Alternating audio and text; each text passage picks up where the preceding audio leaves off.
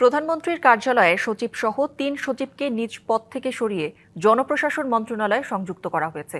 তারা সদ্য সাবেক প্রধান উপদেষ্টার কার্যালয়ে কর্মরত ছিলেন। এছাড়া ৯ জন সচিব ও সিনিয়র সচিবের চুক্তির অবশিষ্ট মেয়াদ বাতিল করেছে সরকার। সোমবার জনপ্রশাসন মন্ত্রণালয়ের আলাদা প্রজ্ঞাপনে এসব সিদ্ধান্ত জানানো হয়। জনপ্রশাসন মন্ত্রণালয়ে সংযুক্ত করা সচিবেরা হলেন প্রধানমন্ত্রীর কার্যালয়ের সচিব মোহাম্মদ সাইফুল্লাহ পান্না, শিক্ষা মন্ত্রণালয়ের মাধ্যমিক ও উচ্চশিক্ষা বিভাগের সচিব রেহানা পারভিন এবং ধর্ম মন্ত্রণালয়ের সচিব মোহাম্মদ কামাল উদ্দিন।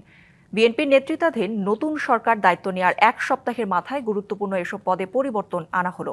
এর আগে নতুন সরকার গঠনের আগের ৩ দিনে জনপ্রশাসনের ২টি শীর্ষ পদের ২ জন কর্মকর্তা নিজে থেকে সরে গেছেন। একজন হলেন মন্ত্রিপরিষদ সচিব শেখ আব্দুর রশিদ, অন্যজন প্রধান উপদেষ্টার মুখ্য সচিব এম সিরাজ উদ্দিন মিয়া।